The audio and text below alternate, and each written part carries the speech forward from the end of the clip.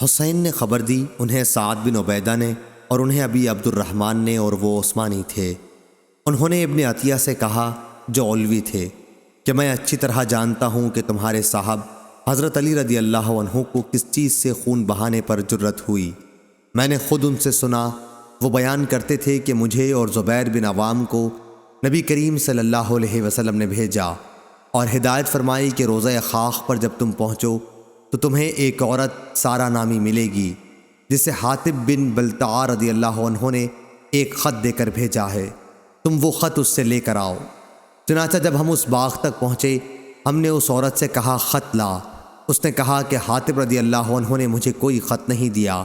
ہم نے اس سے کہا کہ خط خود بخود نکال کر دے دے، ورنہ تلاشی کے لیے تمہارے کپڑے اتار لیے جائیں گے۔ تب کہیں اس نے خط اپنے نیفے میں سے نکال کر دیا۔ جب ہم نے وہ خط رسول کریم صلی اللہ علیہ وسلم کی خدمت میں پیش کیا تو آپ نے حاطب رضی اللہ عنہ کو بلا بھیجا۔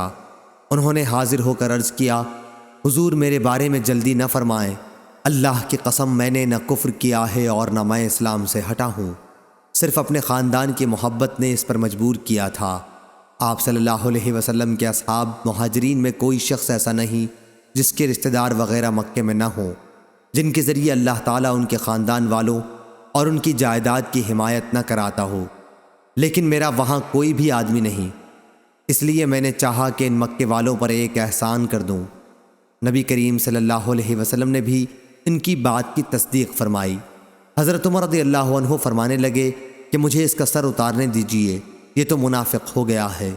لیکن حضرت صلی اللہ علیہ وسلم نے فرمایا، تمہیں کیا معلوم، اللہ تعالیٰ اہل بدر کے حالات سے خوب واقف تھا اور وہ خود اہل بدر کے بارے میں فرما چکا ہے کہ جو چاہو کرو۔